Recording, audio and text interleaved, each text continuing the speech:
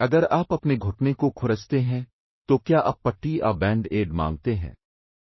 Coca Cola اور band add جیسی کامیاب کمپنیوں میں ایک اہم چیز مشترک ہے: ایک مضبوط برانڈ پوزیشننگ حکمت عملی۔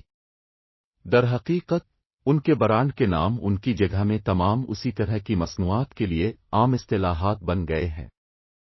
کامیابی کے لیے جدوجہد کرن۔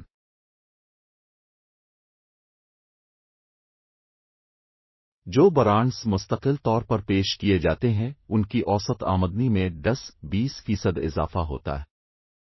کامیاب برانڈنگ سے صارفین کی وفاداری میں اضافہ، ایک بہتر امیج اور ایک متعلقہ شناخت جیسے فوائد حاصل ہوتے ہیں جو آپ کو مقابلے سے الگ کرتے ہیں۔ مؤثر برانڈ پوزیشننگ اس وقت ہوتی ہے جب کسی برانڈ کو صارفین کے لیے سازگار، قیمتی اور قابل اعتماد سمجھا جاتا ہے۔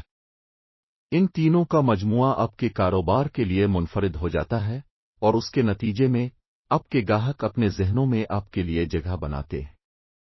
یہ اہم ہے کیونکہ مقابلہ سے مختلف ہونا مارکیٹ میں جیتنے کے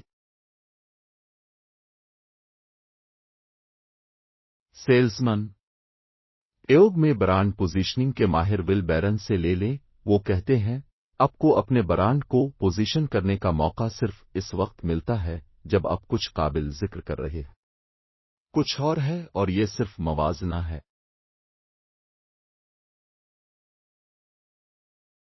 برانڈ پوزیشننگ کیوں اہم ہے؟ آپ کی ساکھ ہے، چاہے آپ اسے فروغ دیں یا نہ کریں، لہذا آپ ایک برانڈ پوزیشننگ منصوبہ بھی تشکیل دے سکتے ہیں جو آپ کو اپنی ساکھ اور برانڈ امیج کو کنٹرول کرنے میں مدد کر سکتا۔ ایک صدی سے زیادہ عرصہ قبل ایک سوڈا کمپنی نے ایک ایسی مصنوعات پیش کرنے کا فیصلہ کیا جو پہلے کبھی نہیں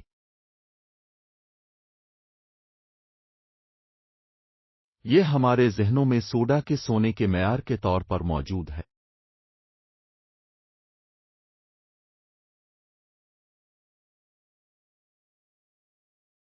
برانڈ پوزیشننگ ایک کمپنی کو حریفوں سے خود کو الگ کرنے کی اجازت دیتا ہے۔ یہ تفریق ایک کاروبار کو برانڈ کی آگاہی بڑھانے، قدر کے بارے میں بات چیت کرنے اور قیمت کا جواز فراہم کرنے میں مدد کرتی ہے جو سب اس کی نچلی لائن کو متاثر کرتی ہے۔ لیکن تمام برانڈ پوزیشننگ حکمت عملی ایک جیسے نہیں ہیں یا ایک ہی مقصد رکھتے ہیں۔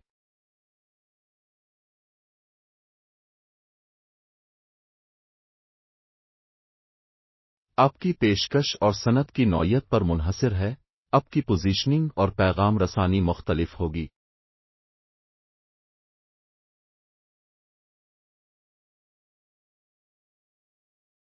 آئیے کچھ عام پوزیشننگ حکمت عملیوں پر جائیں جو آپ کو شروع کرنے میں مدد کر سکتے ہیں۔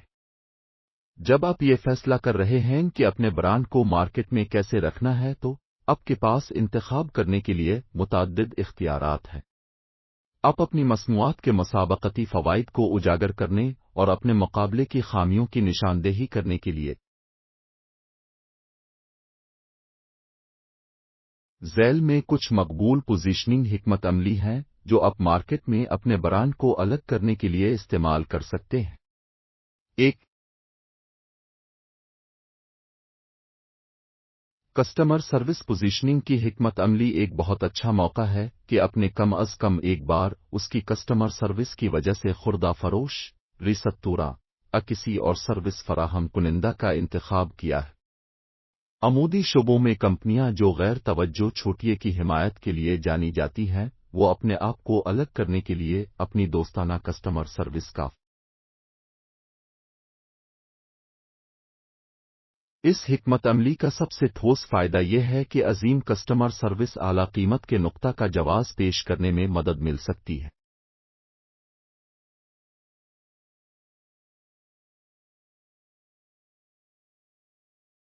مثال کے طور پر ایپل کی مصنوعات اعلیٰ پریمیم پر آتی ہیں لیکن اس کا سپورٹ اسٹاف دوستانہ اور فوری جواب دینے کے لیے ہے۔ یہ سروس انٹریکشن بھی فلائی وہیل کا ایک لازمی حصہ ہیں۔ ایک ابتدائی طور پر ناخوش گاہک پروموٹر میں تبدیل ہو سکتا ہے اگر ان کے پاس سروس کا بہترین تجربہ اس حکمت عملی کے ساتھ مستعد رہی۔ سہولت پر مبنی پوزیشننگ حکمت عملی ایک سہولت پر مبنی پوزیشننگ حکمت عملی اس بات پر روشنی ڈالتی ہے کہ کیوں کسی کمپنی کی مصنوعات خدمت مقابلہ کے مقابلے میں استعمال کرنے کے لیے زیادہ آسان ہے۔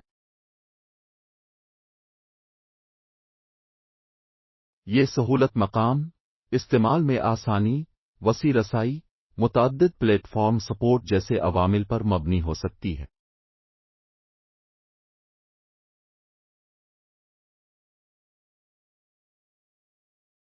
سہولت مصنوعات کے ڈیزائن کی وجہ سے بھی ہو سکتی ہے۔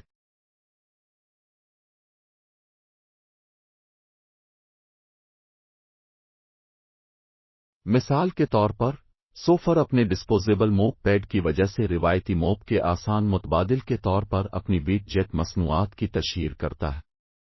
اپنی مصنوعات خدمت کو سب سے زیادہ آسان کے طور پر پیش کرنا خود بخود مصروف صارفین کو راغب کرے گا، اور پچھلی حکمت عملی کی طرح یہ بھی اعلیٰ قیمت پوائنٹ کا جواز پیش کر سکتا۔ قیمت پر مبنی پوزیشننگ حکمت عملی ایک کمپنی اپنی مصنوعات خدمت کو سب سے سستی آپشن کے طور پر پیش کرنے کے لیے قیمت پر مبنی پوزیشن کی حکمت عملی کا استعمال کرتی ہے۔ جب آپ اپنی مصنوعات کو مارکیٹ میں سب سے سستے کے طور پر پیش کرتے ہیں تو آپ ایک بڑا کسٹمر بیس پیدا کر سکتے ہیں، کیونکہ کوئی بھی ان سے زیادہ خرچ آپ کو معاشی مسائل کا بھی سامنا کرنا پڑ سکتا ہے جو وقت کے ساتھ آپ کے برانڈ کی پوزیشننگ میں رکاوٹ بن سکتے ہیں، جیسے سب وے کا $5 فٹ لمبا جو افراط زر سے بچ نہیں سکتا۔ قیمت پر مبنی پوزیشننگ بھی قیمتوں کی جنگ کا آغاز کر سکتی ہے، حالانکہ یہ بنیادی طور پر کچھ صنعتوں جیسے ہوائی سفر پر لاگو ہوتا ہے۔ 4 معیار پر مبنی پوزیشننگ حکمت عملی کمپنیاں اس حکمت عملی پر عمل درآمد کرتی ہیں جب وہ اپنی مصنوعات کے معیار پر زور دینا چاہتے ہیں، معیار جو اکثر پریمیم قیمت پر آتا ہے۔ ایک مصنوعات کے معیار کو غیر معمولی دستکاری، چھوٹے بیج کی پیداوار، اعلیٰ معیار کے مواد اور یہاں تک کہ پائیدار طریقوں کے ذریعہ دکھایا جا سکتا ہے جو اسے پیدا کرنے کے لیے زیادہ مہنگا بناتے ہیں۔ خدمت کے معیار کو غیر معمولی اختتامی نتائج، اعلیٰ ROI اور چمکتے ہوئے کسٹمر تعریف کے ثبوت کے ذریعہ دکھایا جا سکتا ہے۔ بجٹ کے بارے میں شعور رکھنے والے خریدار سستے متبادل کے حق میں آپ کے برانڈ کو بائی پاس کر سکتے ہیں، لیکن یہ وہ جگہ ہے جہاں خریدار کی شخصیات کھیل میں آئیں گی۔ آپ کے ہدف گاہکوں کی آمدنی اور خریداری کی عادات اس بات کا تعین کریں گی کہ کیا معیار پر زور دینا زیادہ پریمیم کے ساتھ آپ کے برانڈ کے لیے صحیح نقطہ۔ امتیازی حکمت عملی امتیازی پوزیشننگ کی حکمت عملی روایتی مقابلے کے مقابلے میں مصنوعات کی انفرادیت جدید خصوصیات پر منحصر ہے۔ ٹیسلا ایک عظیم مثال ہے۔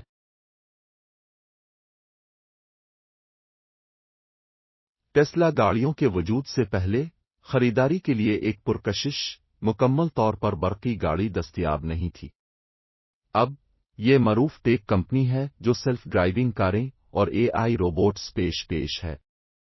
اگر آپ اس حکمت عملی کو نافذ کرتے ہیں تو صارفین جو جدت طرازی کی قدر کرتے ہیں وہ آپ کے برانڈ اور مصنوعات کی طرف راغب ہوں گے۔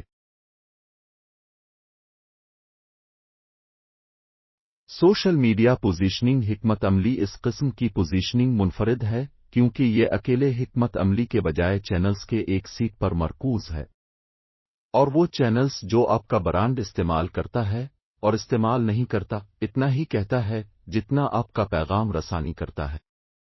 یقین کریں یا نہ کریں، آپ کے برانڈ کو ہر پلیٹ فارم پر ظاہر ہو۔ پوزیشننگ کی دیگر حکمت عملی یہ واحد حکمت عملی نہیں ہے۔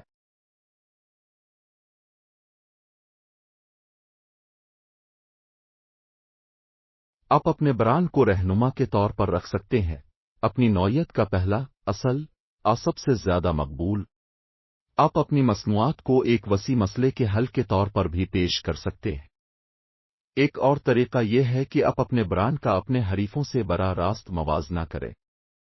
اس حکمت عملی میں آپ براہ راست اپنی اشتہاری مہمات میں